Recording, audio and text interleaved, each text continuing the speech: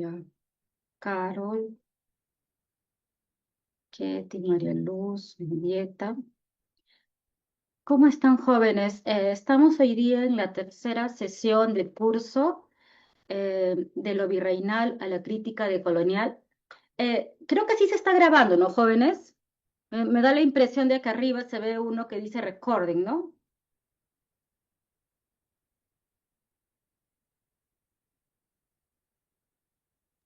Arriba dice grabando. Sí, ¿no? Ujú. Correcto. Ya, perfecto. Sí, yo quería de todas maneras confirmarlo, porque estamos en un Zoom, entonces, bueno. A ver, como les digo, esta es la tercera sesión del curso, ¿ya? Son en total 7 sesiones, ¿ya? Ahí he colocado yo la asistencia, ¿ya? Igual, dentro de un rato voy a volver a colocar la asistencia, ¿ya? Ahora, esta sesión del curso tiene, que es la tercera del curso, esta trata más que todo sobre de qué manera nosotros podemos mirar la obra de arte popular teniendo en cuenta sus antecedentes, o sea, de qué manera los elementos del arte popular en algunos casos están relacionados con elementos asociados a la iconografía o asociados de repente a nociones o conceptos derivados de el mundo virreinal, ¿no? Tanto elementos barrocos o elementos asociados de repente a la evangelización o a las devociones que fueron muy importantes en esta época, ¿ya? Entonces, voy a ir empezando a compartir, ¿ya? Ya ha pasado unos 5 minutos, imagino que de repente posteriormente ingresarán algunos, ¿ya? Pero vamos a ir comenzando a compartir.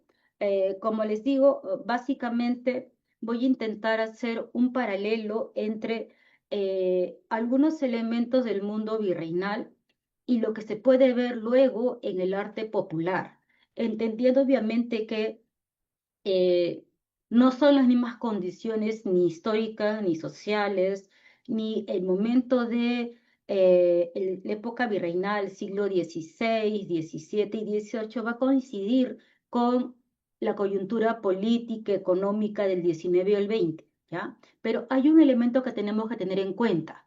A pesar que la coyuntura política, económica sea muy diferente, ¿ya? En los Andes, especialmente en los Andes peruanos, por estar muy retirado, se van a mantener muchos elementos. O sea, vamos a ver nosotros cómo en las culturas alejadas de la periferia, o sea, si uno piensa en Lima, Lima para el 19 y 20 está mirando a Europa, pero en las provincias, las culturas y los pueblos no están mirando a Europa, sino están prácticamente con una cultura como estancada en el tiempo. Entonces, la realidad de Lima es muy diferente de las provincias, como puede ser Ayacucho, San Juan de la Frontera o Ayacucho, ¿no? Conocida ahora como Huamanga, o de repente en las zonas alejadas de Cusco, ¿ya? Entonces, uno es el arte que se da en la capital, ¿ya? Y otro es el arte que se da en las periferias, ¿no? En las periferias el arte tiende a mantener sus significados, a variar muy lentamente en el tiempo. Y esto hace en muchos casos que el llamado arte sagrado, ¿ya? Se vaya a mantener, ¿no? O sea, de que elementos del gran arte manierista, barroco, van a aún permanecer como un rezago en el siglo XIX y XX, ¿ya? Y también vamos a ver la supervivencia de iconografías, ¿ya? No solo a través de lo que es la parte visual y plástica, ¿ya? Sino también vamos a verlo, que esta permanencia puede estar ligada a los mitos, a las leyendas que van a empezar a circular, ¿no? Tengamos presente nosotros que en algunas leyendas la Virgen puede estar hilando puede estar de repente bordando, haciendo una camisa para el niño Dios. Y tenemos iconografía también vinculada a la niña como Divina Pastora o a la Virgen Niña hilando, ¿no? Entonces, hay elementos que se relacionan, ¿ya? Que puede ser que varíe el tiempo, pero hay una permanencia de la iconografía, no necesariamente de exactamente la forma visual, pero sí permanece la iconografía y algunas devociones. Y también hay una vigencia en muchos casos de usos tradicionales de algunos materiales, como vienen a ser el maguey. ¿Ya? Entonces voy a empezar a compartir.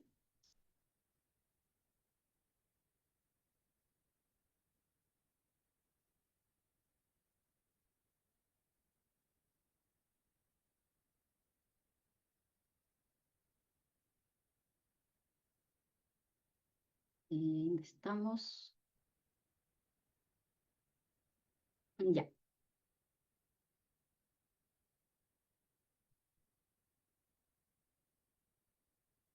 ya, perfecto.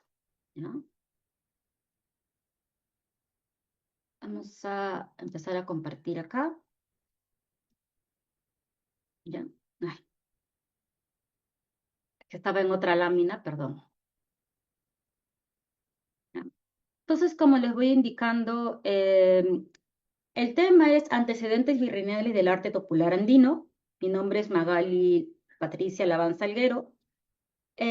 Generalmente cuando nosotros pensamos, como les digo, en el arte popular, podemos pensar en el retablo ayacuchano. Eso. Ay, Dios.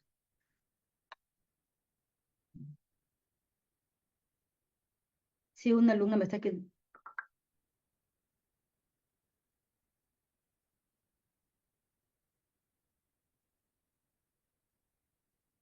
parece que no se ha enterado, no se han inscrito bien. Solo un segundito, voy a pasarle el lindo hoy día a una estudiante que no puede ingresar.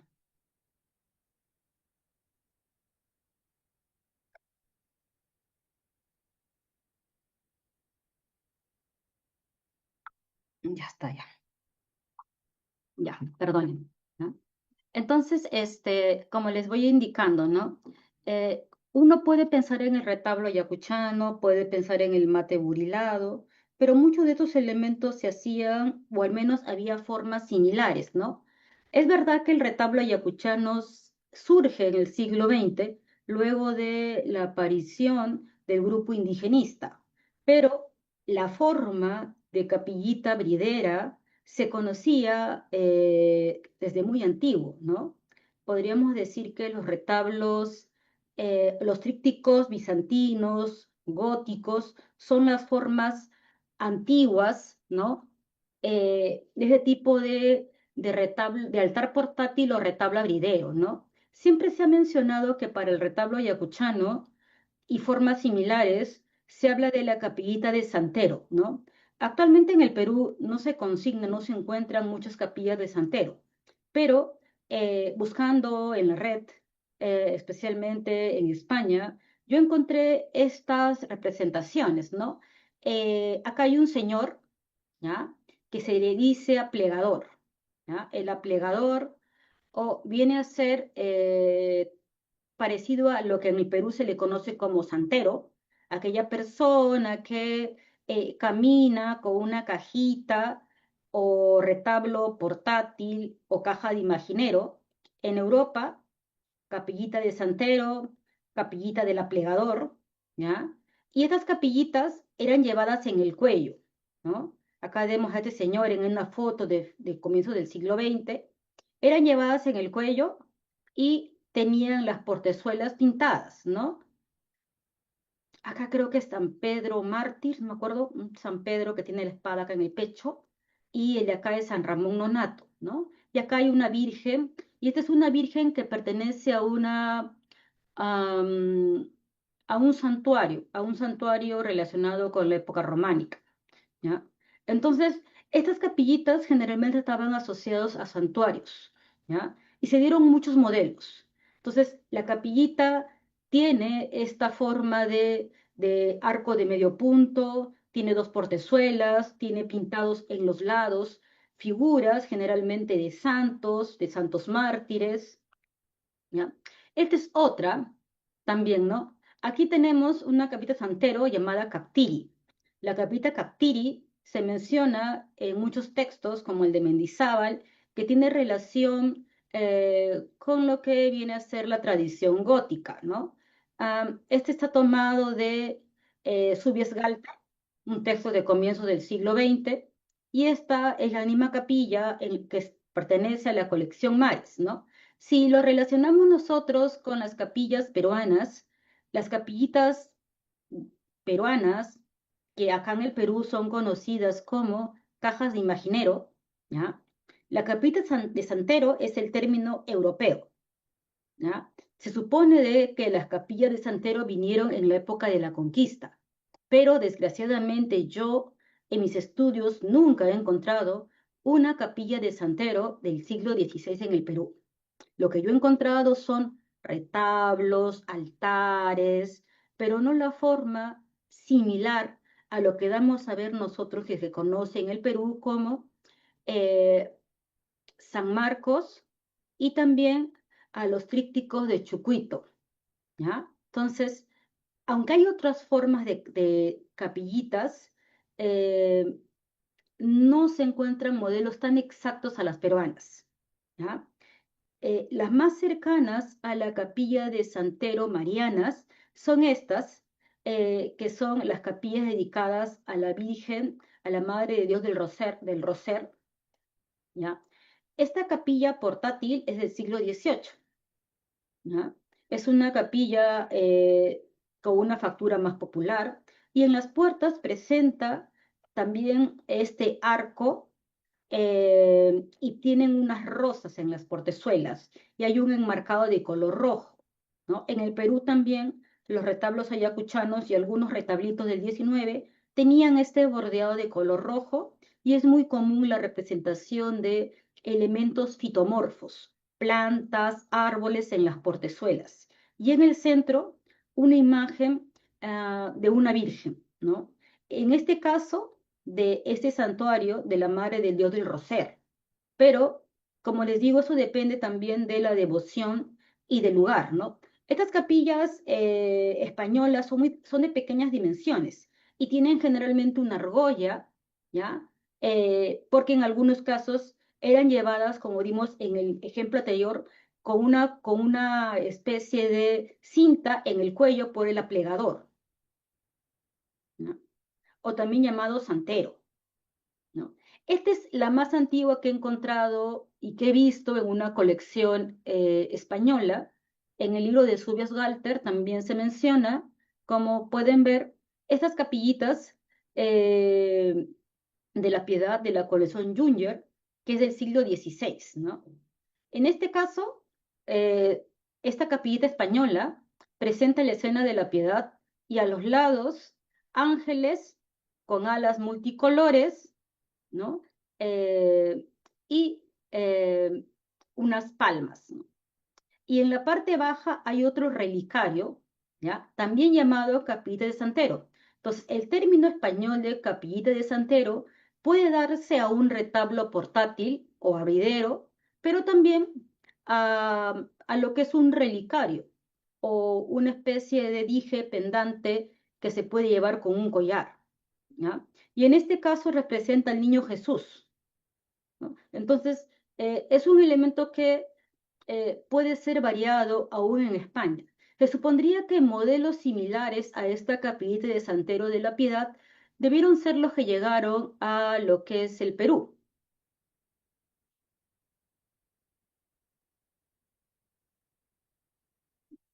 Ya.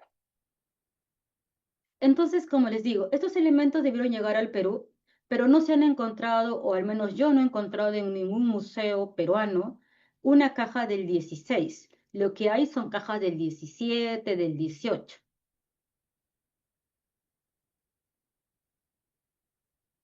Ay, ay, ay, que no quiere avanzar. Ahí está.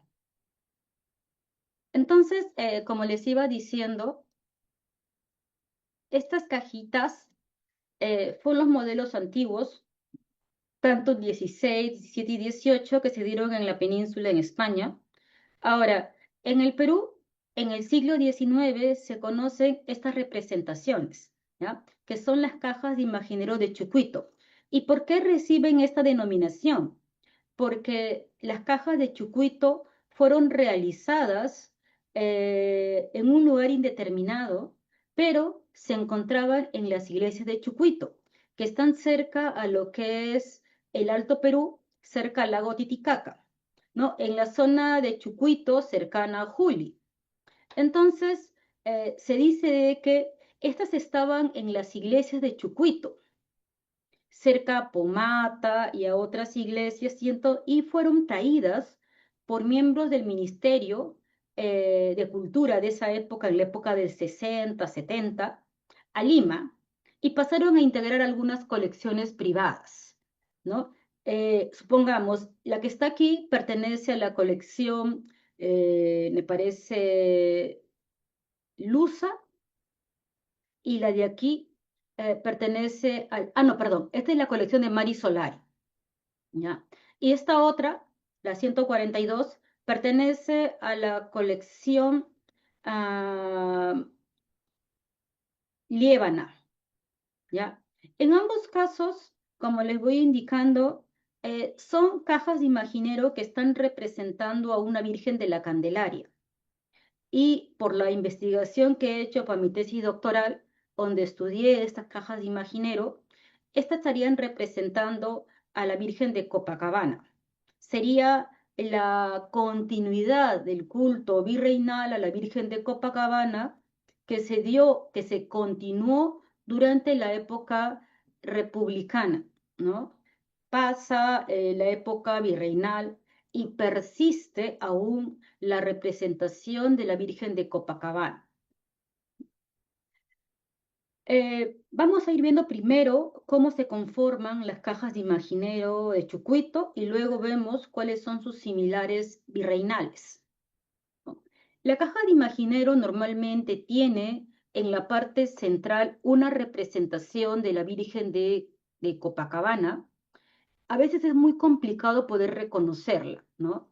Pero generalmente trae una vela, puede tener la canastilla o solo tener al niño Jesús ligeramente inclinado, con una pierna levantada frente a la otra. Tiene este docelete en la parte superior, y en algunos casos trae media luna o puede traer la mandorla, como en este caso, ¿ya?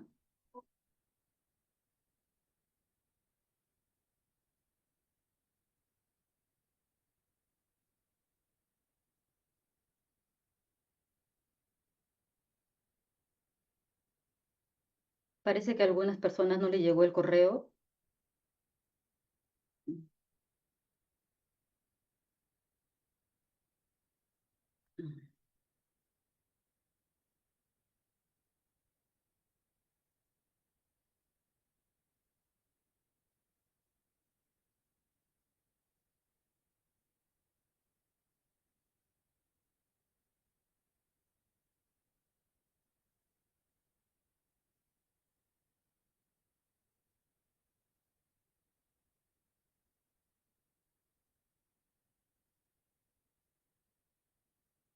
Un segundo, por favor, ¿ya? Me parece que acá hay alguien que no le ha llegado el correo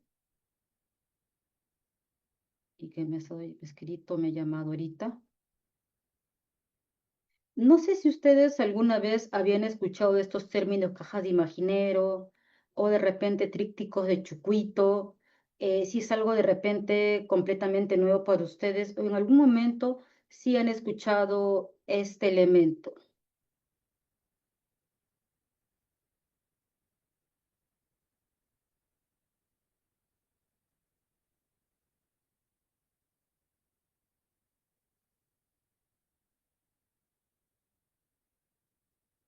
Imagino que no, porque no me dicen nada. A ver, ¿alguna pregunta ahí?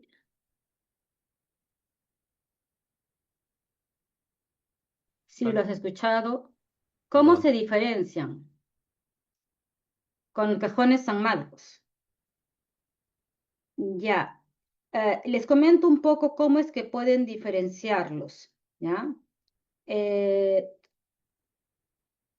Supongamos, los cajones San Marcos ustedes lo pueden diferenciar porque tienen a los 5 santos en la parte superior, pero cuando nosotros tenemos a,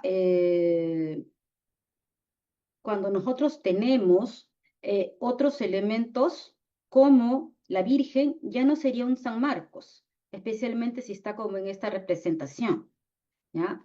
Entonces, en ese caso, eh,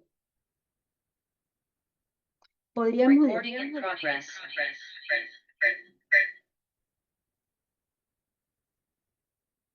Ya, ya. Está, ya. Supongamos, estos son las cajas de imaginero de Chucuito. Ay, no puedo salir.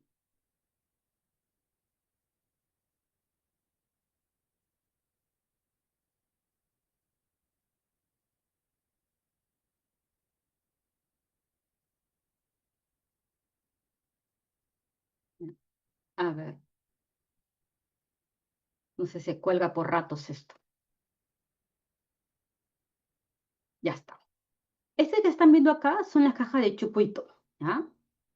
Eh, en cambio, este que está aquí es un San Marcos. Esto es un San Marcos. Y los San Marcos tienen 4 santos, 3 santos o 5 santos. Y llevan flores en sus puertas normalmente. Y abajo hay escenas agropecuarias. Arriba están los santos, las puertas y escenas agropecuarias, donde generalmente hay un hombre en la parte baja. ¿Ya? Y hay retablos de muchas formas. ¿Ya? En cambio, cuando nosotros hablamos de las cajas de Chucuito, en las cajas de Chucuito generalmente lo que estamos representando es un tipo de figura donde se ve una mandorla, como ven ustedes acá la mandorla, que es como una especie de óvalo con unos rayos, ¿no? Que por la representación en la pasta y el estuco ya no ha quedado tan exacta. Y a los costados hay santas, ¿no? Podemos acá Santa Bárbara y acá dos evangelistas, Mateo y San Lucas. Igual acá se ve a San Antonio y están las santas, ¿no? Una santa con una espada que sería Santa Catalina. Entonces, lo que estamos viendo es representaciones en las portezuelas de santas y de santos asociados a mártires, al niño Jesús o al evangelistas o evangelistas.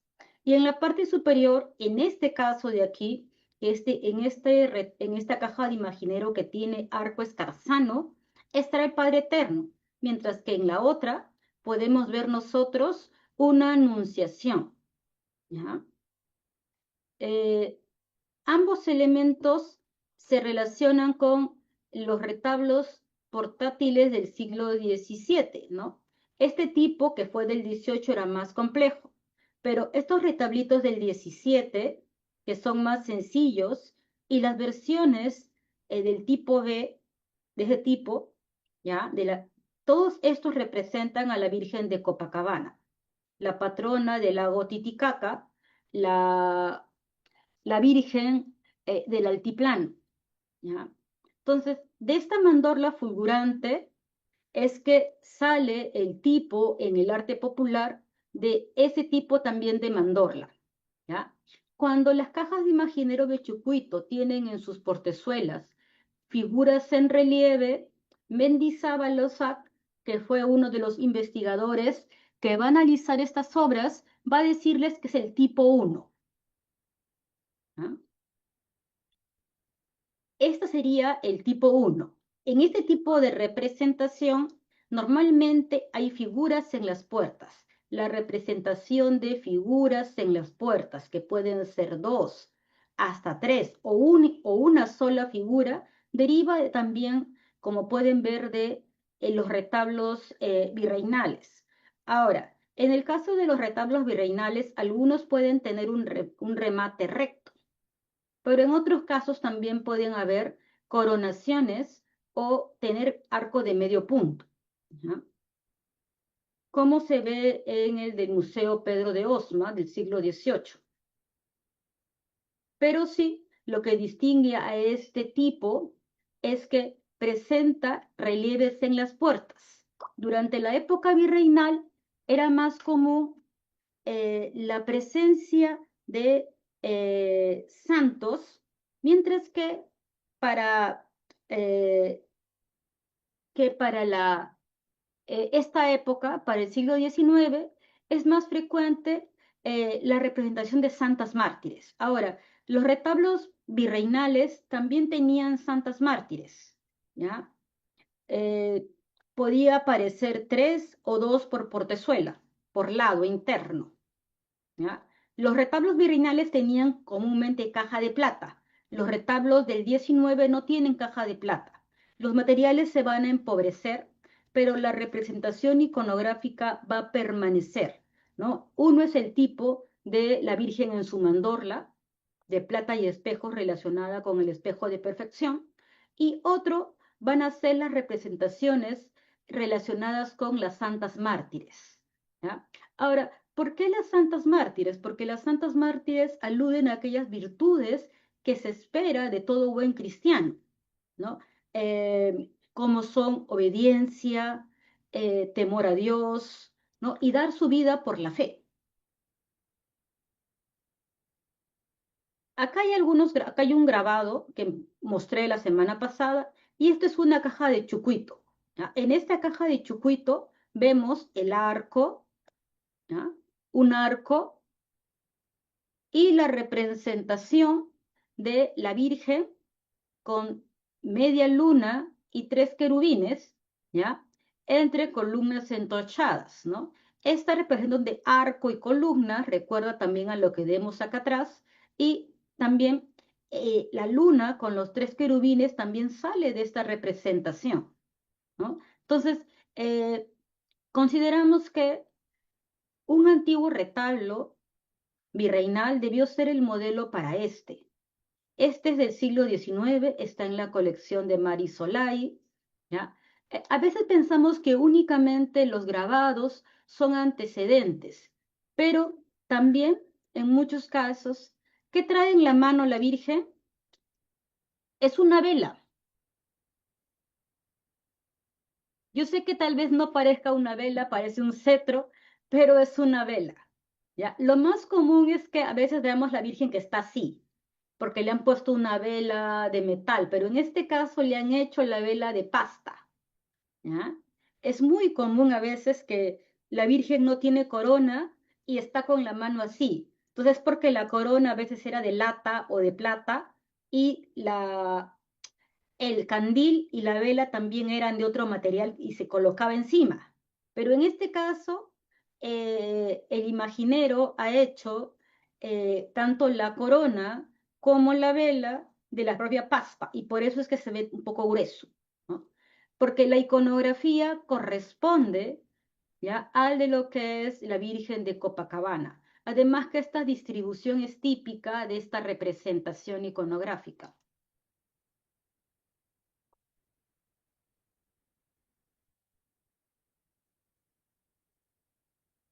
Y esta es una pintura, ¿no? El grabado de Marracho es de 1656 y la pintura de Plácido Siculo, hecha en Roma, es de 1655, mientras que este pequeño retablito caja de imaginero es del siglo XIX, ¿no?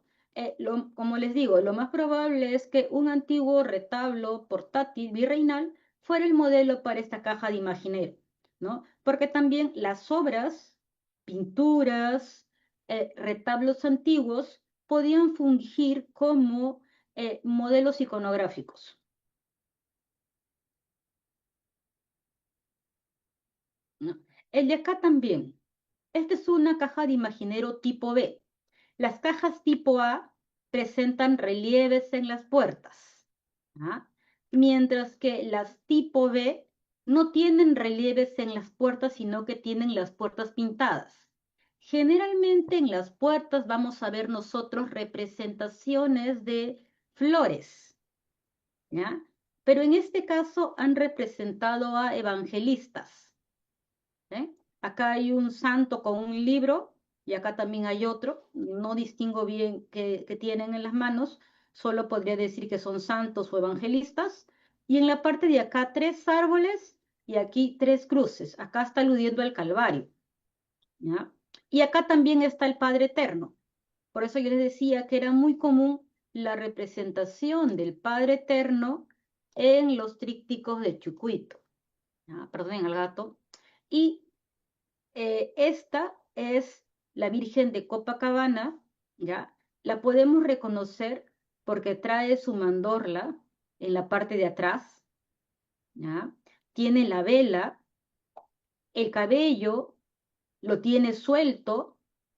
Generalmente estos tipos de representaciones estaban trabajadas, a mi parecer, con óleo y eh, estaban encarnadas, ¿no? Mendisalva menciona que que algunas cajas de Chucuito estaban trabajadas sobre un fondo de plata, que había un fondo de plata en las esculturitas, en las imágenes de la Virgen, y sobre eso era trabajado el óleo, ¿no? Dando a entender Mendizábal Osac, en un artículo aproximadamente de 1964, que derivaban obviamente de la tradición virreinal de la policromía sobre lo que era un fondo plateado, y encima se colocaban los colores y luego se raspaba, ¿ya?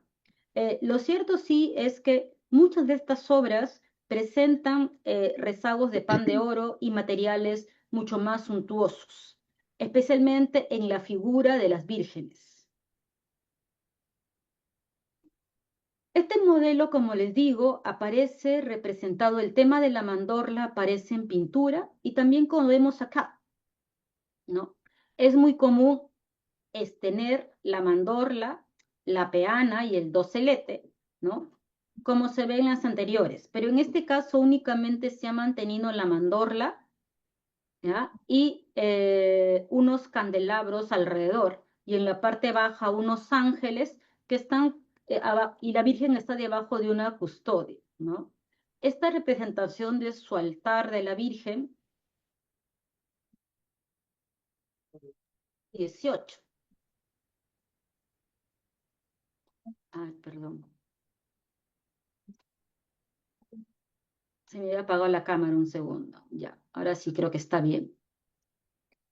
Entonces, como les digo, hay una vigencia de este modelo iconográfico que se va a ver durante todo el siglo XVIII de la Virgen dentro de su mandorla, que se da en pinturas, retablos, eh, grabados sobre metal, sobre plancha de cobre, que son grabados y encima pintados, como este de la colección Toma. Eh, y, y esto aún es patente en algunas obras de arte popular del siglo XIX, ¿no?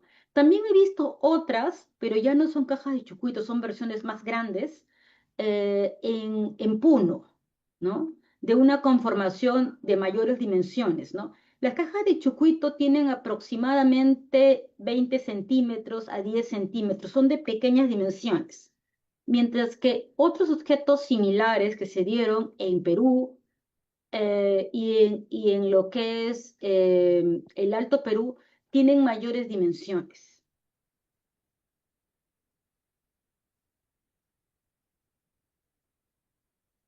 ¿Ya?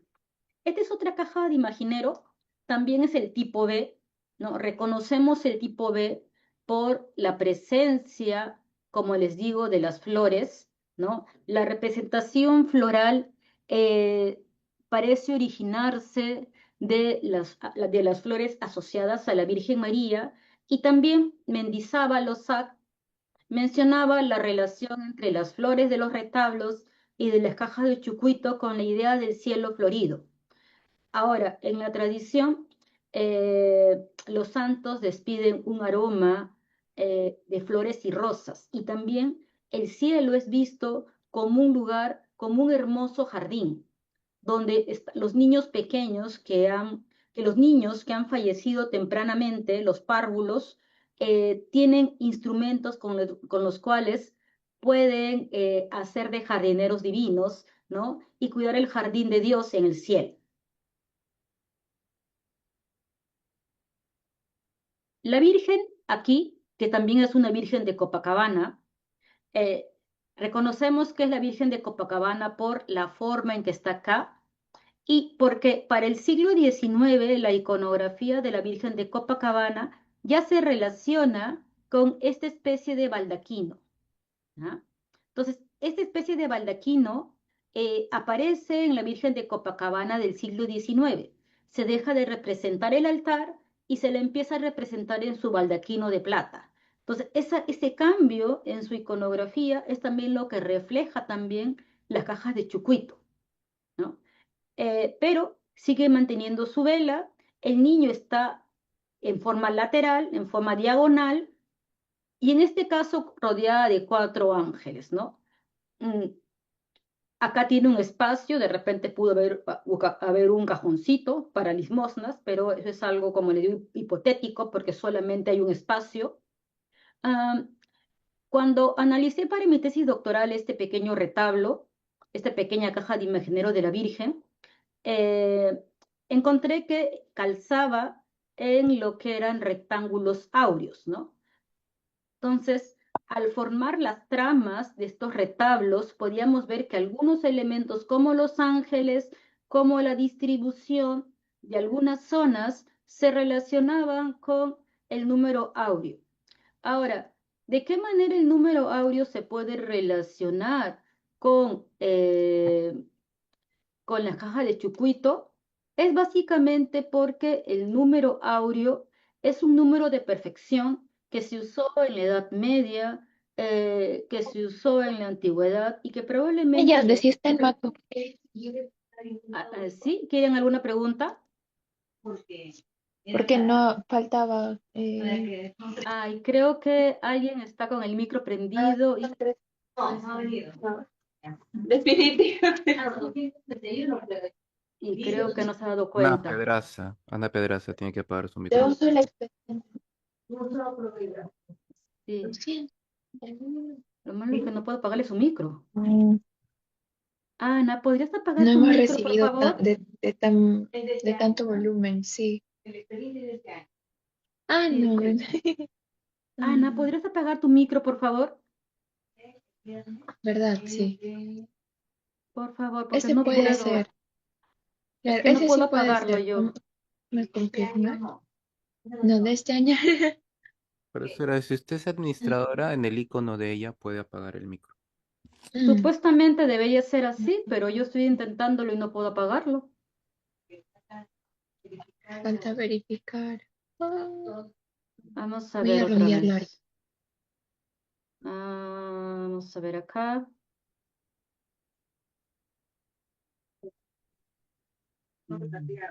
Porque debería ponerse, Claro, ¿no? por el volumen no los hemos recibido. Ay, No, no me he puesto, creo. Esto Mic lo ha creado la profesora, este Zoom lo ha creado Siriani, la profesora Patita Siriani. Y creo que no me ha puesto como eh, administradora porque no puedo apagar el audio. Ya pagó su audio, profesora. Puede continuar. Sí, muchas gracias.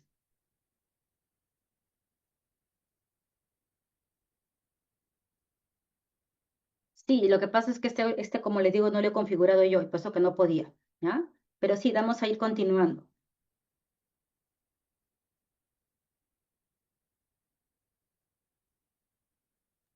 Profesora, aprovechando, cuando usted hace esas esquemas, esos trazos sobre las imágenes como lo que nos está mostrando, más o menos, ¿cómo funciona eso? ¿Cómo realiza? Ah, eso lo he visto en mi tesis doctoral. Está en línea y lo pueden revisar. Lo que yo trabajé ahí era con eh, el rectángulo áureo y las tramas. Las tramas del rectángulo áureo y de rectángulos armónicos fueron un sistema que podríamos decir nosotros de configuración del espacio, que se usa en la Edad Media, durante el periodo gótico, románico, que también se aplica a la escultura y a la pintura, y que parece que también vino en el arte peruano, ¿no? Entonces, básicamente es un asunto prácticamente casi matemático, donde uno tiene que eh, básicamente, podríamos decir, trabajar las divisiones, ¿ya? De estos espacios, ¿no? Pero es un poco complicado de explicar, ¿no? Por eso que de repente si tiene alguien interés en eso, les recomendaría que vean mi tesis de doctorado, porque ahí hay una parte donde se explica cómo son estos de las llamadas tramas áureas, y cómo estas tramas áureas han estado presentes en el arte virreinal y también en el arte popular, al menos en el caso de los retablos portátiles. Gracias, profesora. Ujú.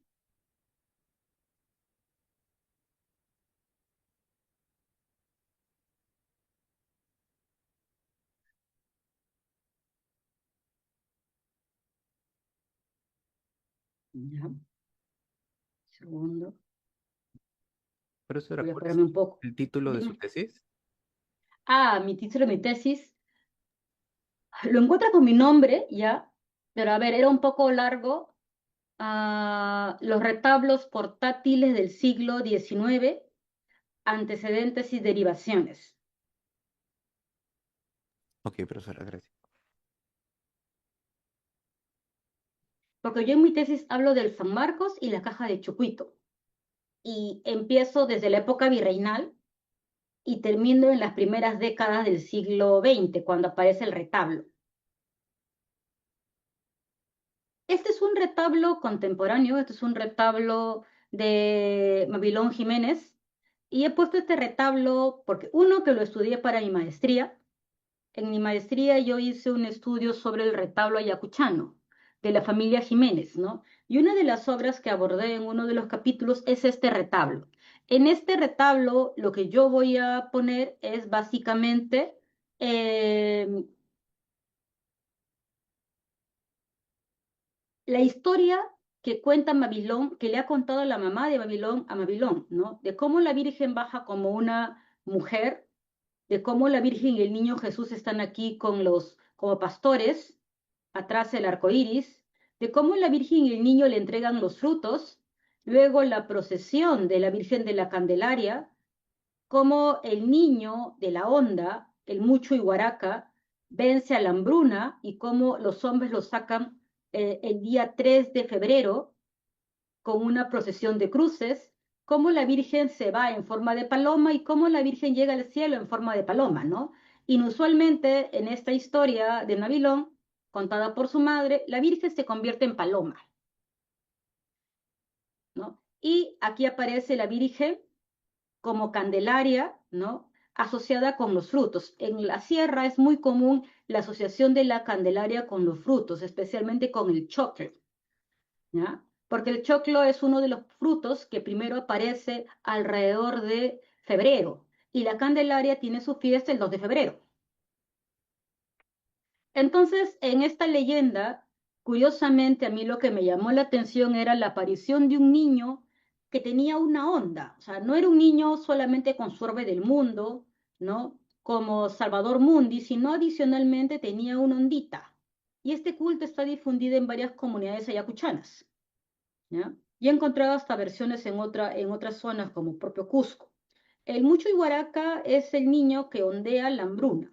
Y este niño, la onda es un símbolo de realeza porque era llevada por Illapa, por Ayarcachi, por el Inca Pachacute, ¿no? Entonces, los campesinos le otorgan al niño Jesús la onda, símbolo prehispánico, pero ahora el niño Jesús no destruye enemigos, sino que conjura de alguna manera al cielo y cuando el niño Jesús ondea la onda, los cielos producen la lluvia. Y este relato se puede ver en esta obra que está aquí, ¿no?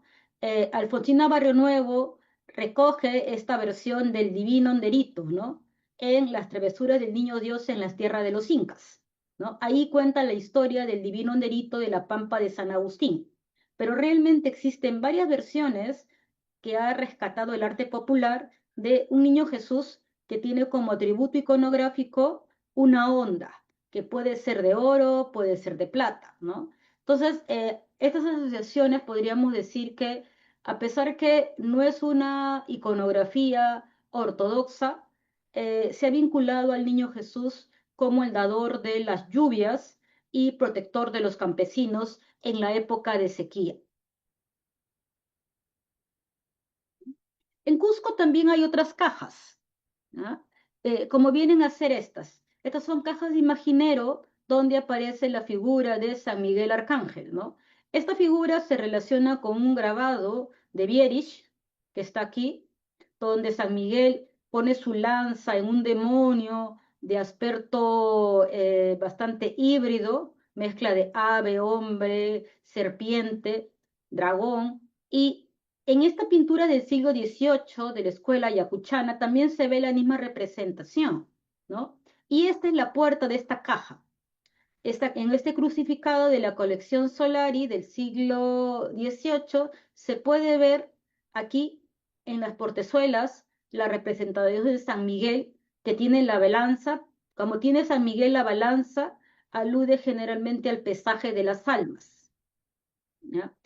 Al tener la cruz, San Miguel con la cruz es un elemento muy común en muchos grabados. Así que esta representación debe tener posiblemente un modelo grabado del cual se basó el pintor, ¿no? El uso de los grabados o de modelos visuales por parte de artistas y también de artistas populares era muy común. O sea, los imagineros virreinales y los imagineros republicanos también pudieron usar grabados y modelos antiguos como referentes. Es por eso que en muchos casos, en sociedades alejadas, las culturas permanecen, ¿no? Y los tiempos históricos de las provincias no coinciden con los tiempos históricos y estilísticos de las capitales, ¿no? Para el siglo XIX permanecen nociones de la evangelización y también eh, elementos asociados a lo que es devociones o elementos vinculados a lo que es el Averno, ¿no? Acá hay santos, acá se ve seres que están cayendo, ¿no? Que siendo rescatados, acá hay una tarasca, un demonio, ¿no? Un santo con una parrilla que podría ser San Lorenzo, porque creo que es una parrilla, y si fuera una parrilla sería San Lorenzo. Y aquí, ¿no? Como les digo, acá todo este espacio encaja exactamente en un rectángulo áureo. Y este se llama espiral áurea o espiral de Durero, que es la división matemática del espacio en rectángulos áureos sucesivos que pueden llegar hasta el infinito, ¿no? Y acá hay dos rectángulos áureos. Entonces, el espacio de las cajas de imaginero de alguna manera se vincula con el espacio que tenían ya sus correspondientes medievales. Entonces, los tamaños de alguna manera se tienden a mantener, ¿no? Y esos espacios, como están configurados por rectángulos áureos, la figura que va adentro tiene que adaptarse.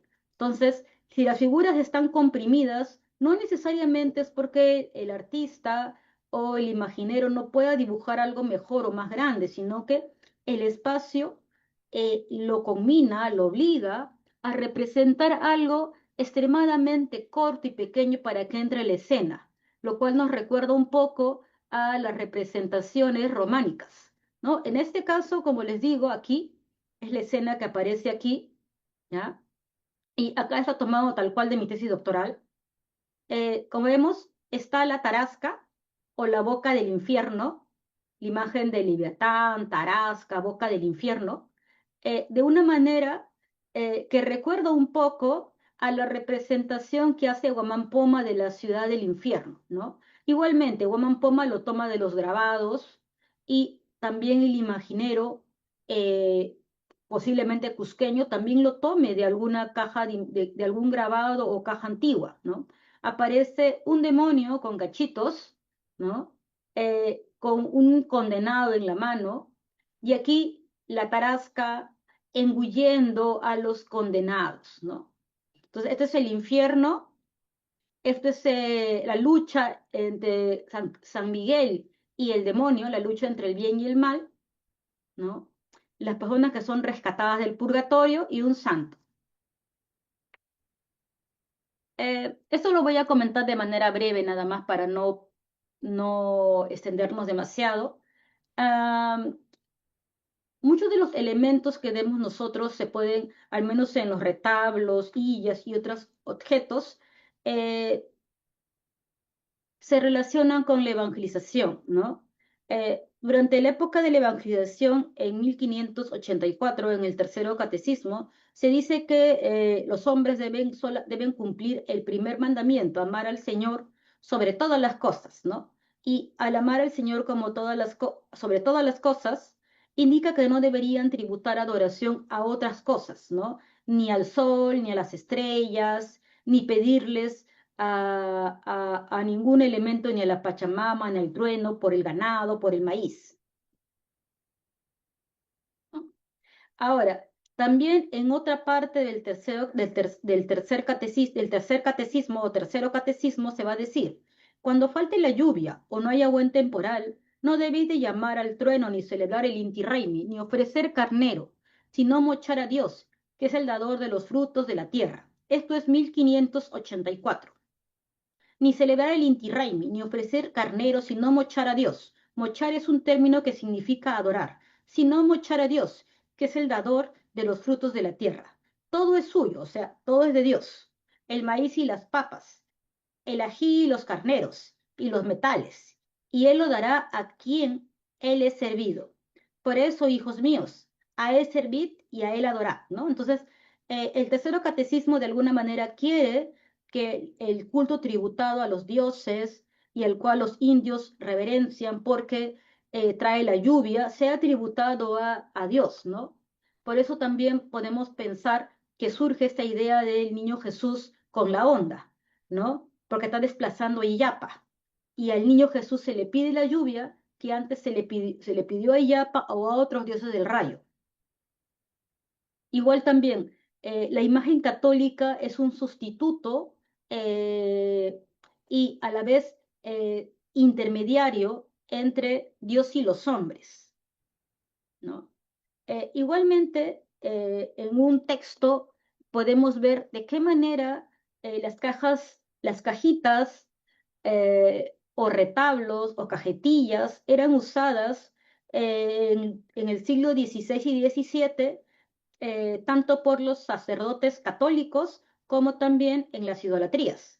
En la década de 1570, en un proceso de extirpación de idolatrías en el pueblo de Macha, el sacerdote Hernán González de las Casas, al mismo tiempo dio a los indios de Macha, que donde había extirpado ídolos, los debidos sustitutos, o sea, les da imágenes de bulto, imágenes en miniatura de santos potencialmente milagrosos, dentro de cajas de madera que podían llevar consigo en las novenas y romerías, entre el templo del pueblo y las capillas de reciente fundación en sus anexos o caseríos, en las novenas y romerías entre el templo del pueblo. Esto lo citó, eso lo dijo Abercroime, ¿no? Cómo los propios sacerdotes llevaron las cajitas como sustitutos de las imágenes idolátricas, ¿no? Pero este elemento también hace que con el tiempo las imágenes entren en poder también de los sacerdotes o de los laicas, brujos indígenas, podríamos decir, personas relacionadas con el culto andino nativo, ¿no?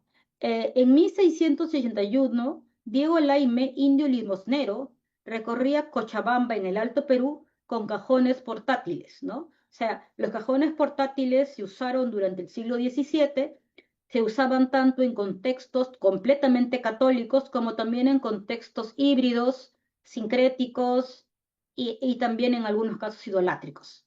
Los vecinos y hacendados de Punata denunciaron la realización de cofradías indígenas en la hacienda de Chirusi, en Cochamarca. El indio Diego Laime colocaba cajones con la imagen de la Virgen de Copacabana, Santiago y de Cristo y realizaba rituales y cantos en espera del Espíritu Santo en forma de paloma, ¿no?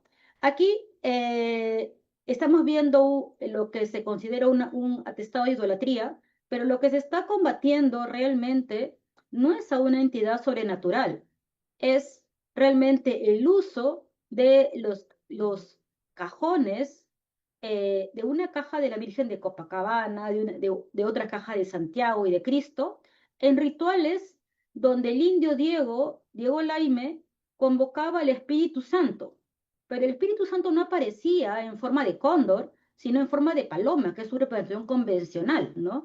Eh, Acá el problema es realmente que el indio, que no es padre, que no es religioso, ha, ha tomado el control de la imagen y hace un tipo de ritual, ¿no? Entonces eso sería una paraliturgia. Pero lo que se está combatiendo en este caso de idolatría, o lo que se está acusando es por el desplazamiento de la imagen, porque la imagen en sí es católica, pero el que usa la imagen lo usa en un contexto no completamente católico. Ahora, aquí estamos viendo nosotros otras representaciones de lo que son los San Marcos. Estos son San Marcos. Eh, en un caso viene a ser un San Marcos en alabastro, en otro caso estamos ante San Marcos, este es un San Marcos en alabastro, ¿ya? Vean aquí los San Marcos en alabastro. Son 4 santos, ¿ya? Y estos son pinturas. Esta es una pintura del siglo XVIII, esta es también una pintura del XVIII-XIX, donde aparecen los llamados santos protectores de los animales o santos patronos. Aparecen en la parte superior, generalmente en posición central, se encuentra San Juan, que tiene el Agnus Dei, el Cordero de Dios, ¿no? Eh, y en este caso presenta el corderito, el cordero pascual, ¿no? Ahora, aquí está los santos, ¿ya? San Marcos, San Lucas, y en la parte baja tenemos escenas agropecuarias, una mujer ordeñando una vaca, el pastor con el perro, ¿ya? El pastor y el perro es un elemento muy convencional, siempre aparece. En muchos casos acá también está el pastor, puede aparecer el pastor tocando un instrumento musical como una flauta, o puede aparecer cardando con una puscaina, ¿no? O sea, hilando. Una mujer tejiendo, ¿ya? Las escenas agropecuarias generalmente aparecen en la parte baja y en la parte superior los santos protectores del ganado. En versiones del siglo XX se dice que cuando los sacerdotes iban a bautizarlos, a, a, a confesar a los indios en algunas fechas del calendario del año, en Semana Santa o en otras fechas, les decían que santos cuidaban de sus animalitos. Entonces también eso también parece ser que fue un elemento que hizo que algunas devociones fueran más importantes, ¿no? Mm, Se encuentran retablos antiguos del siglo del XIX y pintura con los santos protectores del ganado, generalmente en el área cusqueña, ¿no? Pero los San Marcos en alabastro como esto se encuentran obviamente asociados al contexto de San Juan de la Frontera o llamado Ayacucho, Huamanga, ¿ya? Igual, los santos protectores del ganado en la parte superior, Aquí está un arriero con su acémila, que su santo protector es San Antonio, porque San Antonio tiene una historia donde se le vincula con la mula por un milagro. Acá en la parte baja está el hacendado y acá hay una escena que es muy conocida, la de un hombre atado a un árbol que se le conoce como la escena de la pasión. ¿Ya? La escena de la pasión parece surgir en el siglo XIX, a fines del XIX y comienzos del XX.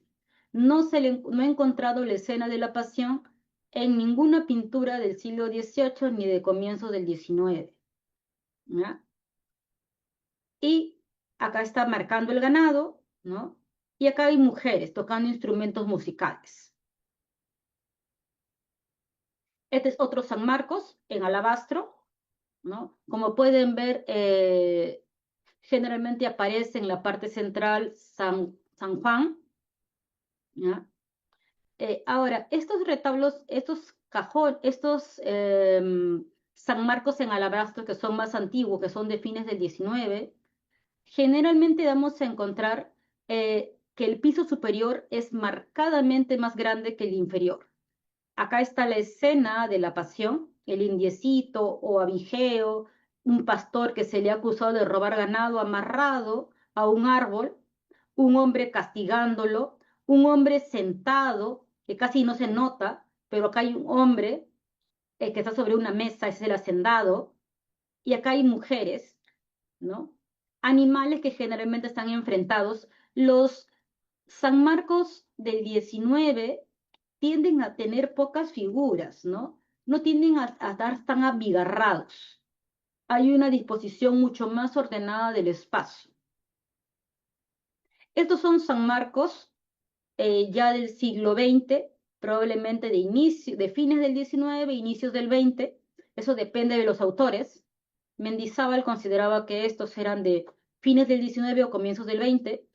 En este caso, las puertas no necesariamente llevan flores, pueden llevar flores, pueden llevar imágenes asociadas a la cristiandad o también imágenes de paisajes, especies de elementos que pueden estar asociados al agua y los tres santos, siempre en la parte central, San Juan, y aquí la escena del indiecito que es golpeado por el capataz del hacendado, aparece un cóndor, el zorrito, o en otros casos puede aparecer una vizcacha, ¿ya?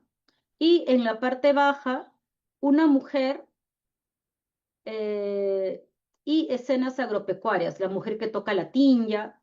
En este caso, no se ve al hacendado, ¿no? Que debería estar en la parte baja.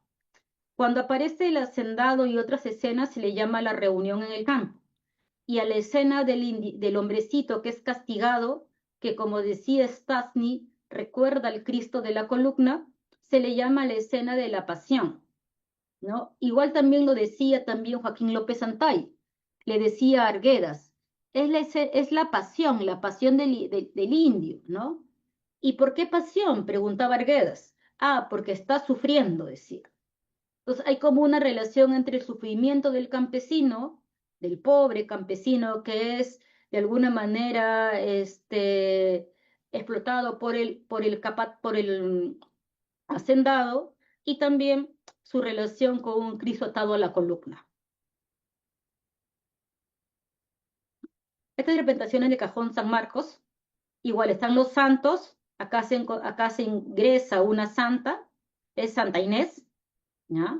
Ahí aparecen 4 y aquí ya este retablo que es de fines del siglo XIX tiene figuras florales, escenas florales, elementos geométricos.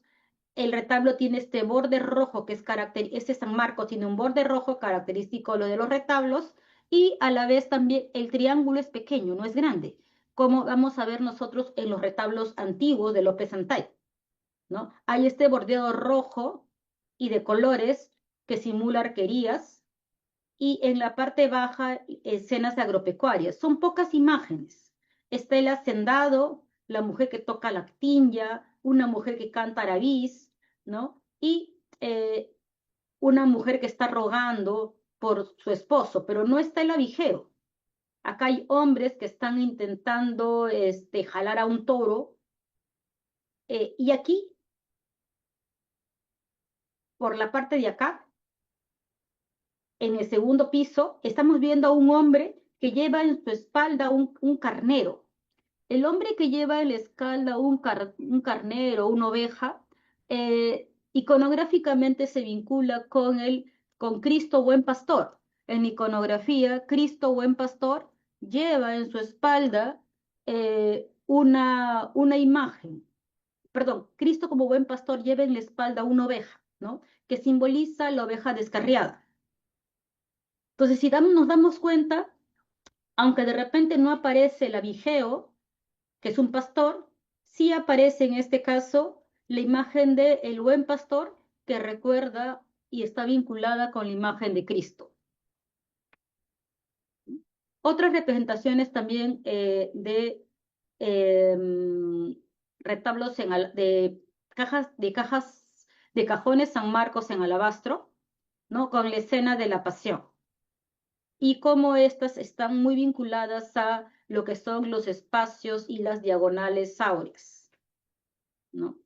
Ahora, en la pintura de los primitivos, bueno, en la pintura de los pintores del siglo XVIII, ¿no? Que algunos han venido a relacionar con el arte popular y posteriormente para el XIX llamados primitivos cusqueños, se puede ver también representaciones similares, ¿no?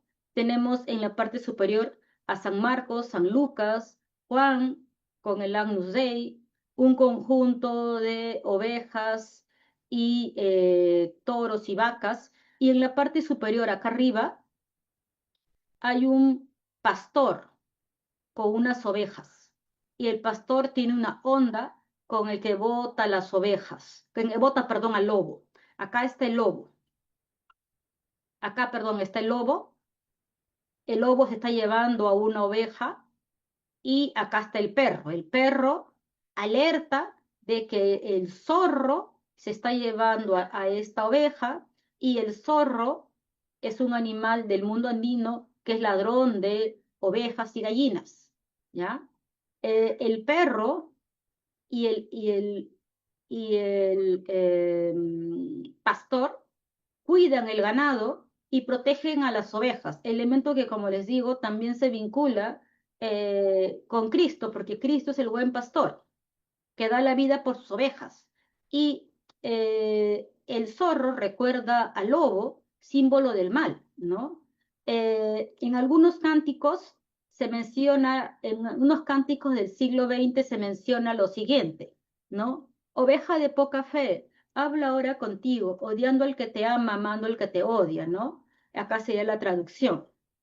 Hay oveja amada con mi sangre comprada, hay oveja amada con mi sudor buscada, ¿no? Como a través del arte popular, a través de lo que son los himnos del siglo XX, se ha podido mantener estas nociones asociadas con la oveja descarriada, ¿no? Donde el pastor se queja de la oveja que se ha perdido y lo ha olvidado, que ha olvidado a su pastor y sencillamente se ha entregado al mal.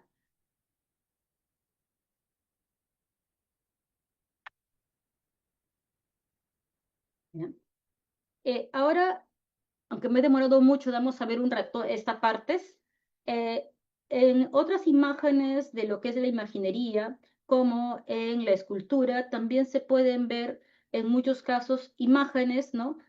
Santiago Rojas trabaja una representación de Adán y Eva, ¿no? El árbol, y aquí un demonio en forma de anaconda o serpiente con mucha policromía.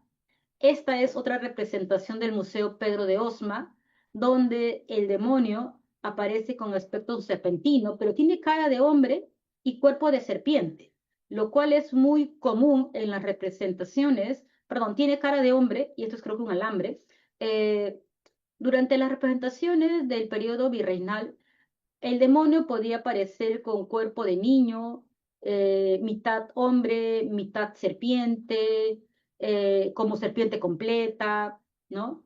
Y esta representación fue muy típica. Es probable que ellos tuviesen también unas hojas de parra, ¿ya? Pero esta iconografía de Adán y Eva obviamente sigue las convenciones de la tradición católica y también igual en la obra de Santiago Rojas. Estos son del taller Aller, ¿ya? La imaginería cusqueña podríamos decir que mantiene algunos elementos del arte virreinal, ¿no? Se va a trabajar con paladar de espejo, se va a encarnar, se va a policromar, se le va a bruñir para que tenga brillo con una vejiga de carnero, actualmente le ponen unas pelucas medias rizadas. Antiguamente era cabello natural que se le trabajaba y bueno, en la actualidad tienen ese tipo de peinaditos, ¿no? Y son imágenes que también se han hecho en la época virreinal. Hay niños dormiditos, niños dormidos sobre la cruz, niños en belenes, ¿no? Estas son obras del siglo XXI, El Niño de la Rosa y El Doctorcito, ¿no?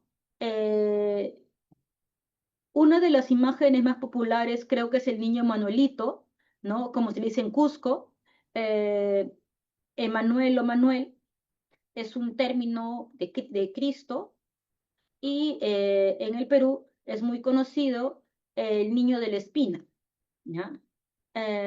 Y también el llamado doctorcito, que es un niño Jesús que está sentado en una silla, ¿ya?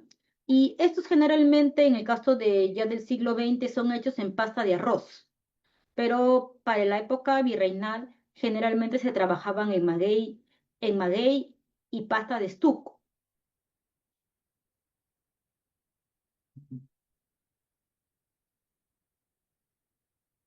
Por otro lado, vamos a encontrar nosotros una vigencia de algunas tradiciones, como es el caso de la platería, ¿no? En el caso de la platería, nosotros vamos a encontrar que la plata, a pesar de su declive de la extracción de plata de Potosí en el siglo XVIII, aún se siguen produciendo muchos elementos en plata, ¿no? Entonces, la plata podía ser repujada, embutida, laminada, y esta plata servía para hacer muchos elementos utilitarios, ¿no?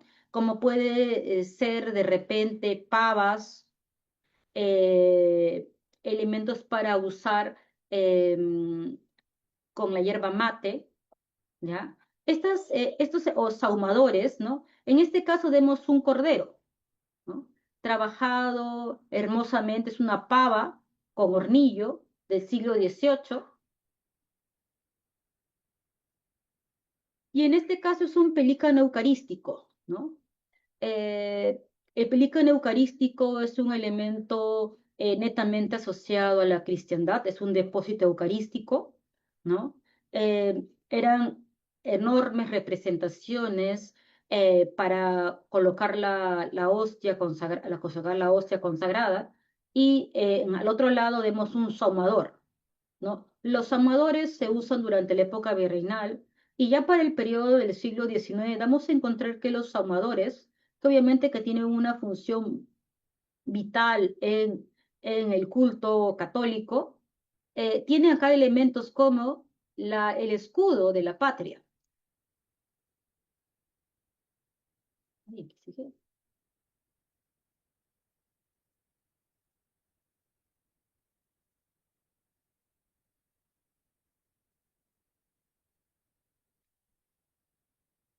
Como les decía, mi tesis de doctorado es los retablos portátiles no, las cajas de imaginero del siglo XIX, los retablos portátiles, antecedentes y derivaciones, y de mi tesis de maestría es eh, tradición y recreación en el retablo ayacuchano, la familia Jiménez, 1980-2000. Sí, en este caso estamos viendo el que está aquí, el pelícano eucarístico, es del siglo XVIII, es virreinal, Y el sahumador que está aquí, este armadillo, sí es republicano. Lo que doy a entender en este caso es que algunos elementos se van a seguir utilizando, van a seguir habiendo pavas, sahumadores, elementos para usar con la hierba mate, y todo esto porque el uso de la hierba mate fue muy importante durante el siglo XVIII y XIX, los ahumadores, porque también eran elementos usuales en el culto católico. Entonces, estos elementos no van a dejar de hacerse, van a mantener su uso y por lo tanto va a seguir la tradición en estas manufacturas, ¿ya? Igual también que algunos mistureros.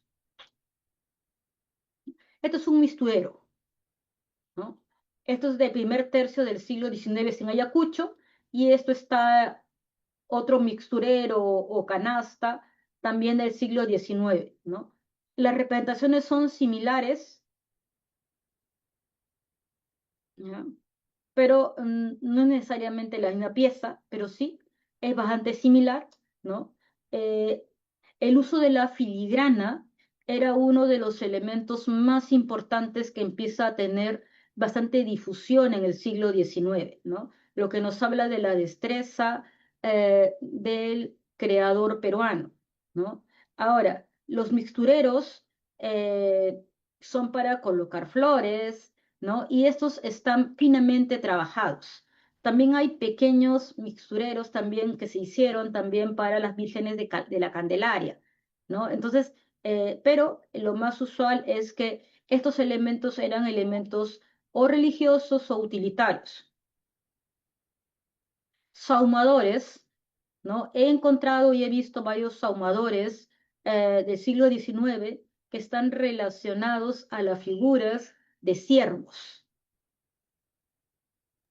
¿ya? Desconozco si el ciervo tiene alguna connotación en la época republicana, pero para lo que es el periodo virreinal, el ciervo está asociado con Cristo.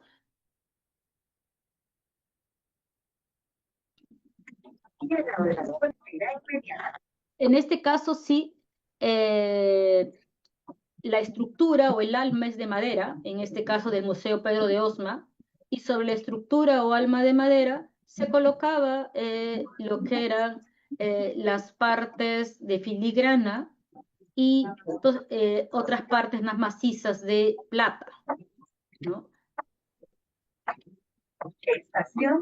Fátima, ¿puedes apagar tu micro, por favor? Fátima, por favor, tu micro.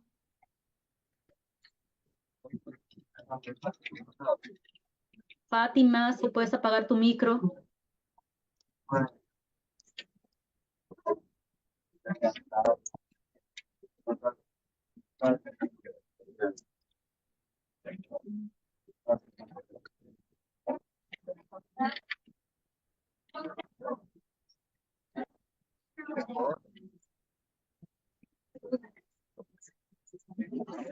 Nos hemos tocado para que tanto no pierda el tren.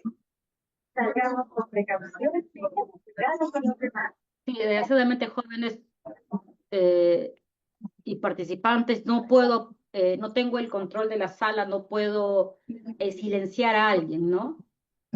Porque como les digo, yo no he configurado la sala.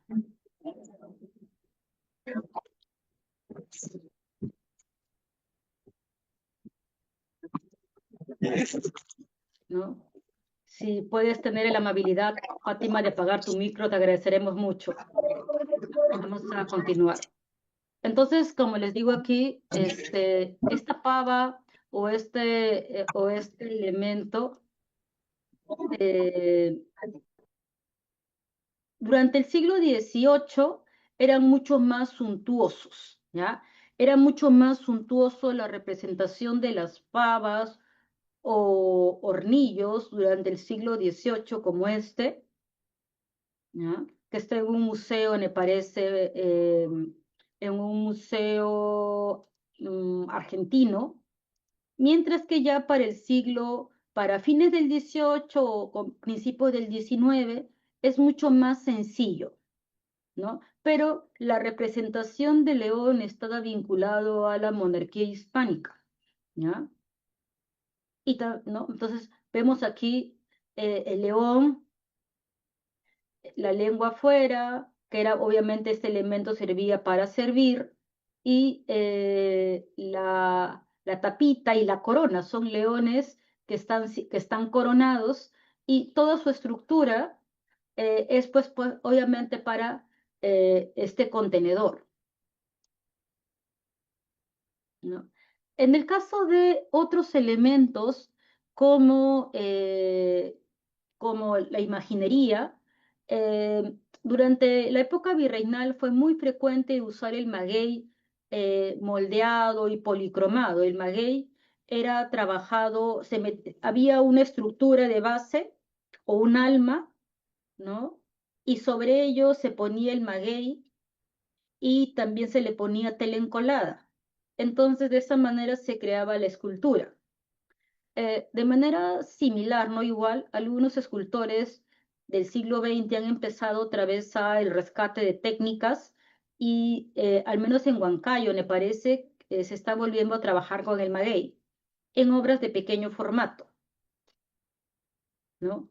Donde también se usa también la talla en maguey, aunque ya en la actualidad no se lo va a policromar ni se lo va a encarnar de manera virreinal, pero sí se ha vuelto a utilizar el maguey en la escultura contemporánea, ¿no?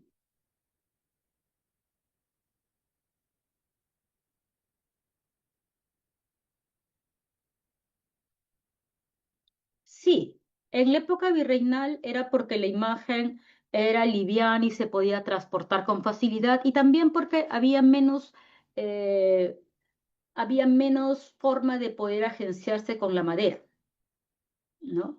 Entonces, elementos como nacimientos o belenes podían tener figuras en piedra de Huamanga o figuras en pasta, y estos elementos se hicieron durante el 18, el 19, ¿no? Entonces, hay una continuidad en algunas formas, en algunos procesos técnicos, pero hay un mayor empobrecimiento de materiales. Y también en el caso de, supongamos, estas obras del siglo XVIII, ¿ya? Que son en piedra de Huamanga, las obras de fines del siglo XVIII empiezan a perder la policromía en el rostro.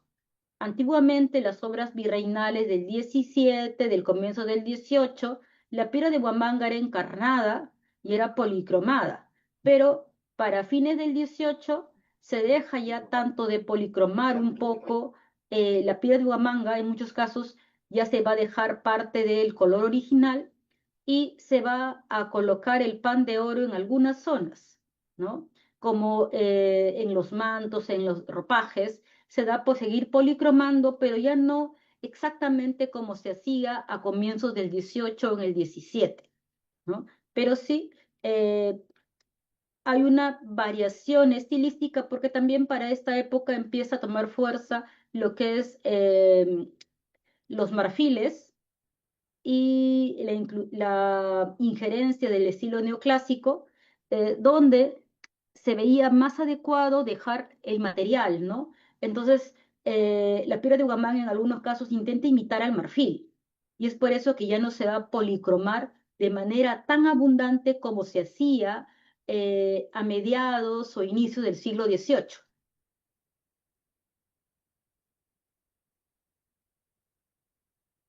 ¿no? Estas son obras del 18 y como pueden ver están mucho más trabajadas, estofadas, ¿no? Madera modelada y estofada, ¿no? Ricamente trabajada. A manera de esta forma también era común trabajar la piedra de Huamanga. Entonces, a veces no era fácil darnos cuenta que estábamos delante de una piedra de Huamanga porque estaba muy policromada. Sí, no hay problema. Ahorita voy a volver a colocar la asistencia, ¿ya? Y igual, ¿no?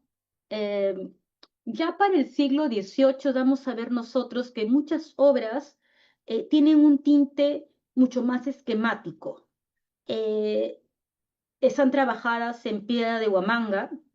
La piedra de Huamanga fue muy importante. Generalmente la piedra de Huamanga servía para hacer nacimientos, por eso a la piedra de Huamanga se le llama niño Rumi, ¿no? O piedra del niño, ¿ya? Se ha encontrado en pequeños formatos. Ambas obras que estamos mostrando son del tema pasionario. En una se ve a Cristo en la cruz, un Cristo muerto, donde el ángel está recibiendo la sangre en un cáliz de la herida del costado. Y en la parte de abajo está Magdalena y en la parte baja la calavera de Adán, ¿no?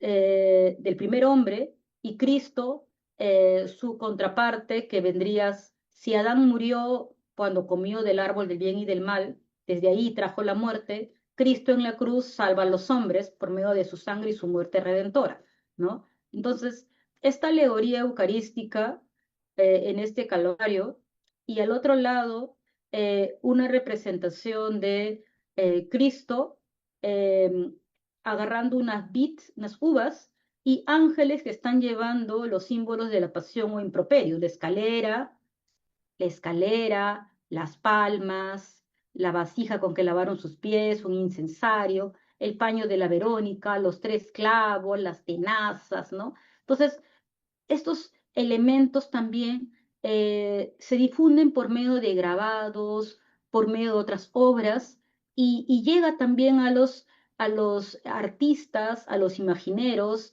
a los talladores y escultores, y desde fines del siglo XVIII podríamos decir que ya se está notando un desplazamiento del arte, podríamos decir, virreinal hacia elementos mucho más asociados con lo que se conoce en la actualidad con arte popular, ¿no? Esta también es otra alegoría eucarística muy parecida a la que está aquí.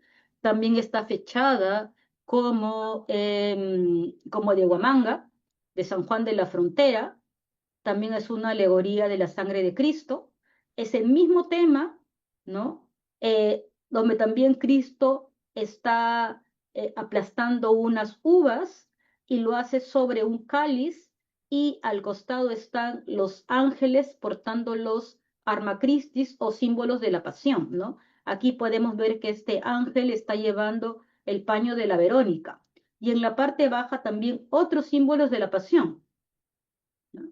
Entonces, todos estos elementos, eh, como les digo, eh, tenemos que ir entendiéndolos como elementos, en muchos casos, asociados a la religiosidad, desde fines del siglo XVIII, ¿ya?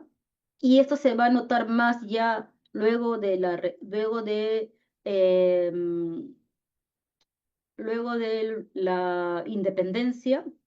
Hay un mayor acercamiento de la población vernacular en aprender estos oficios, ¿no? Por otra parte, también otro elemento que da a parecer es que va a haber menos demanda. Las iglesias ya están ejecutadas, ya están hechas las iglesias, hay menos necesidad de obras, ¿ya? Ya los indígenas ya no pagan el tributo indígena a partir más o menos de 1860, ya no van a pagar el tributo indígena ni tampoco la contribución personal. Pero la situación política ha cambiado porque para fines del siglo XIX que tienen problemas con las tierras, entonces la coyuntura política es diferente, ¿ya? Pero es evidente desde fines del siglo XVIII y comienzos del XIX un desplazamiento de las formas y de las técnicas hacia lo popular, y una persistencia en todo el siglo XIX y hasta el comienzo del siglo XX de elementos asociados a la espiritualidad barroca y la evangelización. No sé si hay alguna duda o consulta.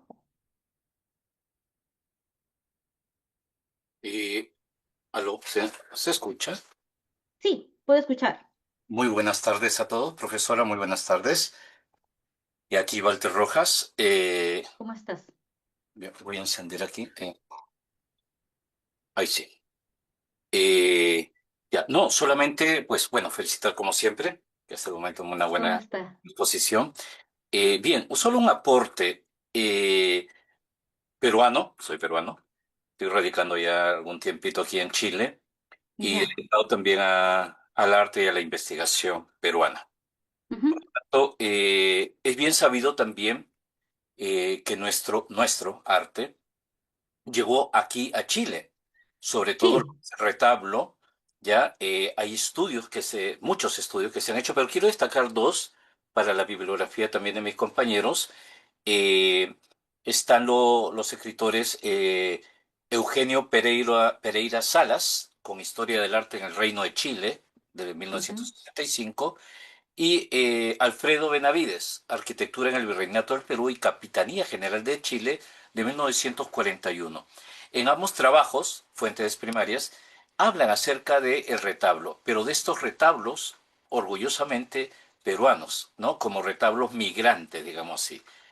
Y haciendo un símil también en lo que es hoy Potosí, la antigua Villa Imperial Carlos V de Potosí. Ujú. También existen varios conventos y varios sitios que recogen mucho de nuestro estudio que usted hace minutos atrás graficaba, de cómo estos retablos quisieron tener su símil, tanto en Bolivia como en Chile, pero no se crearon escuelas, no se alcanzaron a crear escuelas. Simplemente fueron recogidos o fueron pues traspasados a estos dos países que hoy los conocemos como tal. Estamos hablando de final del 17, principios del 18. Eso, profesora. Ujú. Perfecto, muchas gracias. Sí, se han hecho algunos estudios en Chile y también en Bolivia con respecto a en Perú, más que todo en Bolivia, en Chile y en Argentina. Hay estudios sobre retablos campesinos, retablos populares, objetos similares, símiles virreinales. El problema es que todos tienen nombres diferentes, entonces es un poco problemático su estudio. Supongamos, en Perú a objetos similares a los retablos de las cajas de imaginero le llaman misas, con doble S. Misas, misa mastai, caja de imaginero, retablo abridero, capillita. En Argentina le llaman capillitas, retablos de campo, retablo colonial, ¿no? En Bolivia también le dicen retablos, también le dicen misas. Entonces, podríamos decir que hay un poco de confusión en el término, ¿no? La forma del retablo eh, es una forma europea que deviene de la tradición cristiana y que se va a integrar a los sistemas religiosos de diferentes zonas, ¿no? Como viene a ser Cusco, el Altiplano, Ayacucho. Sí, sí, Correcto. sí, Suri. Correcto. Es verdad. En lo que es Cusco se han encontrado inventarios de exportación, tanto en Cusco em, como en San Juan de la Frontera, que es Ayacucho, Huamanga y Cusco exportaban, los talleres cusqueños exportaban muchas obras. Generalmente, obviamente, era más frecuente la pintura, pero también exportaban belenes, retablitos y obras de imaginería, que eran como subproductos. Sí. Doy fe de lo que Suri, la compañera Suri también está hablando. Aquí en Chile, por ejemplo, estoy haciendo hace ya 10 años un estudio en cuanto a pintura virreinal. En el convento de San Francisco, aquí en Santiago, recogen 54 lienzos que son los símil que están en Cusco, el símil de los que están en Junín, en Santa Rosa de Ocopa, y los que están en Ayaviri, en Humachiri, en Puno. Entonces es la misma secuencia y gráfica, digamos así, de la vida de San Francisco de Asís en más de 20 a 30 lienzos de grandes formatos, pero el que mejor se mantiene es el de Santiago de Chile, que llegó a final de 1668, cuando era obispo franciscano aquí en Chile, don Diego de Mansoro, y fue a Cusco, a un cabildo, a un capítulo, perdón, y bueno, se enamoró de las pinturas, y es por eso que se las trae. Ese es el tránsito y esa es la riqueza peruana que podemos estar orgullosísimos de que recorrió y sigue recorriendo gran parte de Latinoamérica. Sí, realmente la escuela cusqueña en el siglo XVIII es prácticamente la época de los grandes talleres. Exportaban en cantidades exorbitantes y obviamente eran talleres, o sea, trabajaban muchas personas. Era lo casi empresarial ya,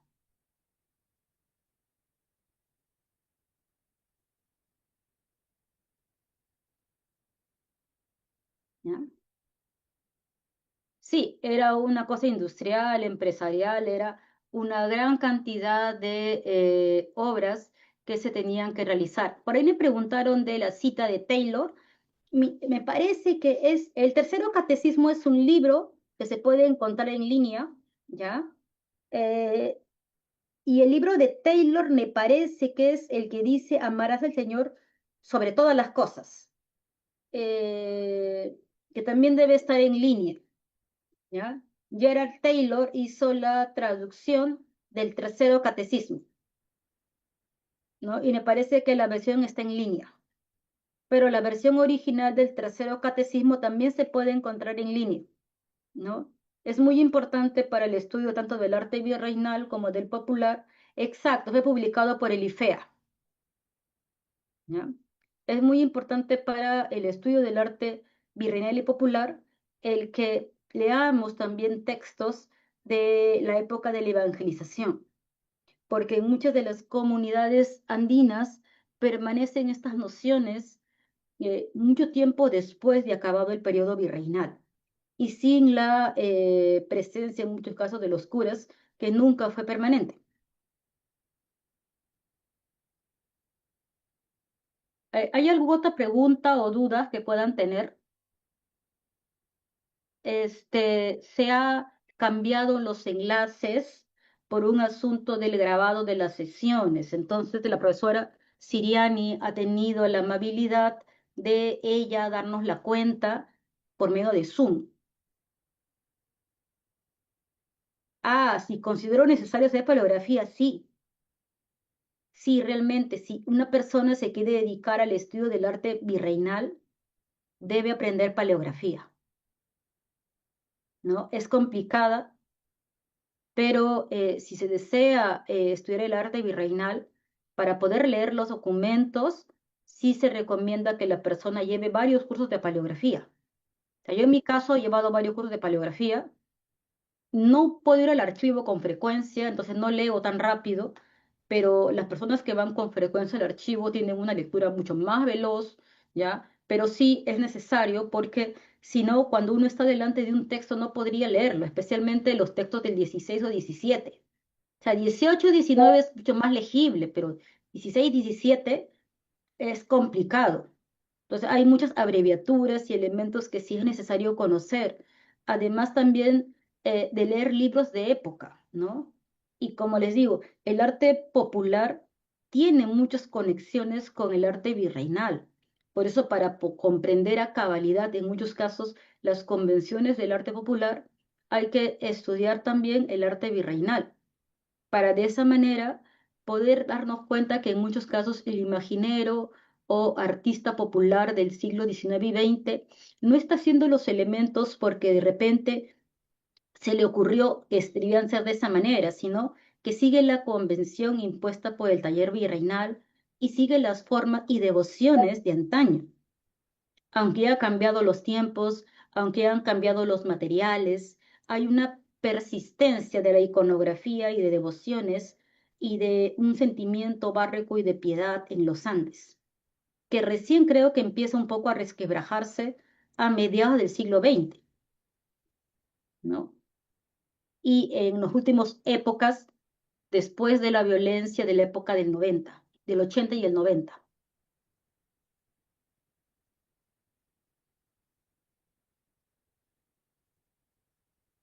Qué importante eso lo que dice, ¿ah? Los libros de fábrica, que son pues, lo más exacto que puede haber, pues hay Ujú. que tener las nociones, como dice usted, básicas de paleografía. Y me ha tocado ver tantos libros de fábrica en Perú que están en archivos y que hay tan pocas Que personas van.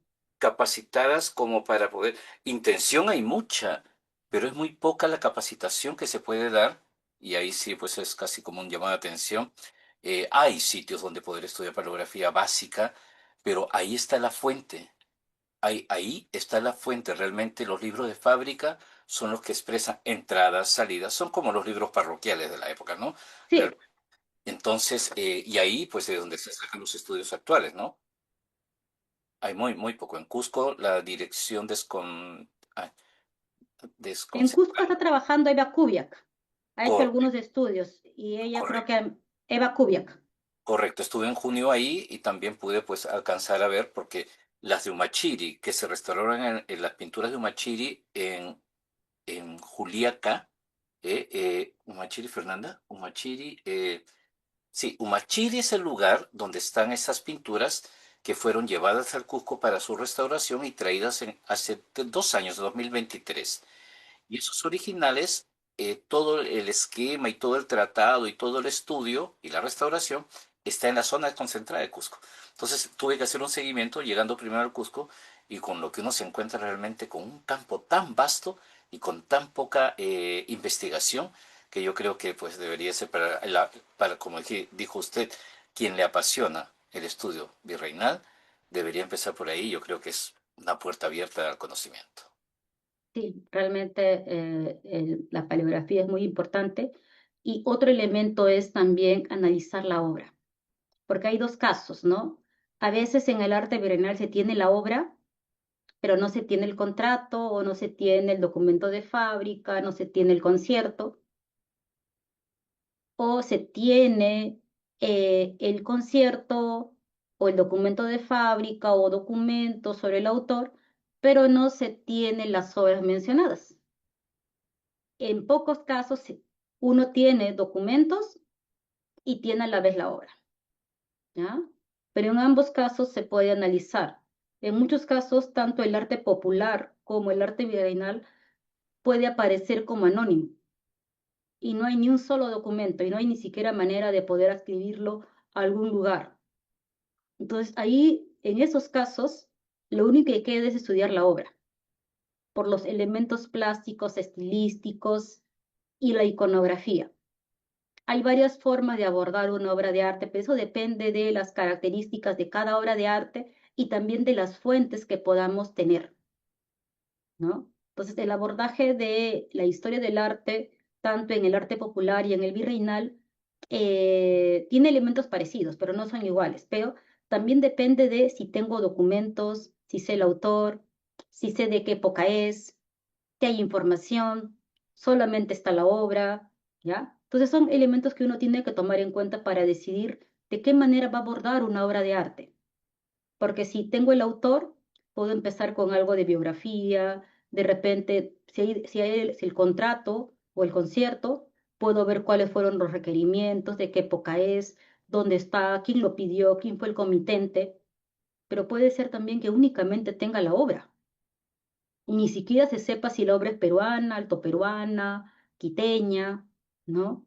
Y entonces eso es más complicado, es buscar y analizar la obra partiendo en esos casos únicamente de la materialidad y de las características estilísticas de la configuración. Por eso que, como en mi caso, en el arte popular del siglo XIX no hay autores, es que yo utilicé métodos formales, iconográficos, y entre los métodos formales usé esto de que era la división del espacio por tramas áureas.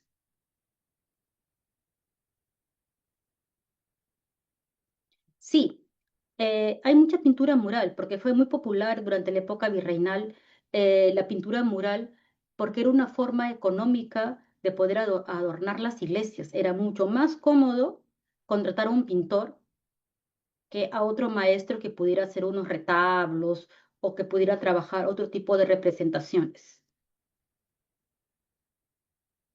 Pues a veces por economía era que se hacía también eso.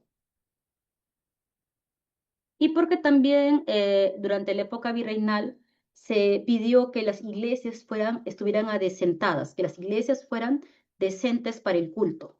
O sea que el espacio de la iglesia es un espacio sagrado que debe ser cuidado, ¿no? Y que debe tener la suficiente decencia para mantener el culto, que debe estar ornamentado, y eso incluye también, obviamente, también los muros, ¿ya? Yo les he mandado participantes por medio de el correo los enlaces, los nuevos enlaces, ¿ya? Si alguno no le ha llegado, le voy a colocar aquí mi correo, me escribe un correo, ¿ya? Porque ya no va a ser el enlace que se dio anteriormente, ¿ya? Entonces, si alguno de repente no le ha llegado o me ha escrito y le ha llegado de manera tardía, sí le pediría que por favor me mande un correo para yo reenviarle la información, porque le envía la data que tenía, pero de repente algunos se escribió posteriormente a ello o no le llegó el correo. Me han rebotado como 2 correos, ¿ya? Entonces, ese es el correo de la universidad, mlavance, arroba, el nombre de la universidad, edu.p, me escriben ahí y yo les reenvío los enlaces, porque ya no va a ser el enlace que se dio al inicio, sino la próxima semana va a estar el profesor Antien Holguín. El profesor Antien Holguín les va a acompañar 2 semanas, ¿ya? Después de esas 2 semanas yo voy a volver a retomar viendo lo que era, viendo el tema de arte popular de los siglos XIX y XX. Pero el profesor Anthony, la próxima semana, bueno, datos tengo, como les digo, mis tesis, y de ahí pues hay algunos libros, ¿no? Muy, muy pocos, pero al menos de lo que yo he hablado, hay en mi tesis de maestría y doctorado, especialmente en mi tesis doctoral. ¿Ya? Lo pueden buscar en el repositorio de San Marcos. Esa está en línea, está en el repositorio. Sí, Sí, no, confirmo, está en el repositorio. sí, con mi nombre nada más lo buscan, en el Correcto. de San Marcos.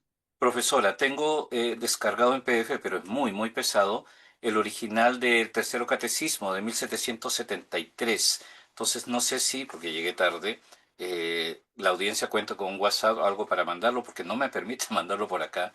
Y de repente puedes enviar el link para que lo puedan ver algunos. O si deseas, me lo Lo envías a mi tengo correo y descargado. se los puedo reenviar también. Ya, yo se lo envío entonces por PDF, por Drive incluso. Ujú. Vale. Ya, ¿no? Entonces, como les digo, la próxima semana va a estar el profesor Anthony, él va a hablar más que todo sobre el siglo XVIII y XIX, los va a acompañar 2 semanas, y en la siguiente sesión van a volver a verme a ver a mí, y en la última sesión va a estar la profesora Siriani, ¿ya?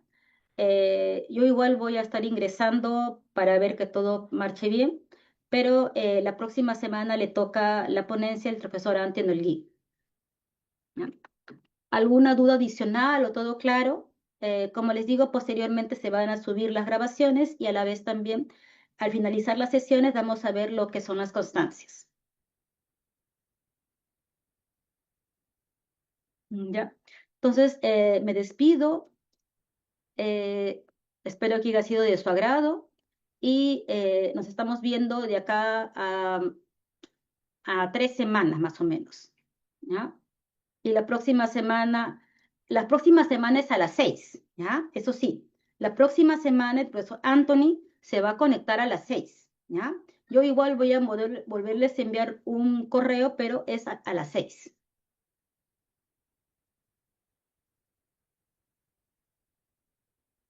Perdón, ¿desde las 6 hora peruana o hasta las 6 hora peruana?